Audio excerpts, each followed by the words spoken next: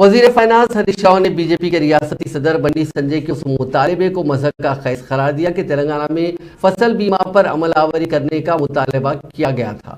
ہریش راؤ نے بنی سنجے کے اس مطالبے پر سوال کیا کہ وزیر اعظم مودی کی آبائی ریاست گجرات میں فصل بیمہ اسکیم پر کیوں عمل آوری نہیں ہو رہی ہے۔ انہوں نے کہا کہ ملک میں 10 ریاستیں اور 5 مرکز کی زیر انتظام علاقے ہیں۔ فصل بیمہ اسکیم کی یہ لوگ مخالفت کر رہے ہیں۔ اس سلسلے میں مرکزی وزیر نریندر سنگھ تومر نے پارلیمنٹ میں بھی بیان دیا تھا کہ کئی ریاستیں فصل بیمہ اسکیم کی مخالفت کر رہی ہیں۔ اس سے یہ واضح ہوتا ہے کہ اسکیم سے کسانوں کو بڑا فائدہ حاصل نہیں ہو رہا ہے۔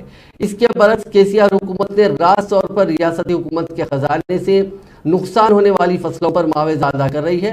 ہریش راؤ نے بتایا کہ حالیہ بارش اور سالہ باری سے تباہ ہونے والے فصلوں کے لیے چندر شیکھر راؤ حکومت نے 228 کروڑ روپے کے معاوضے کا اعلان کیا، جس کے ذریعے فی ایکڑ 10,000 روپے کی مالی امداد متاثرہ کسانوں کو دی جائے گی۔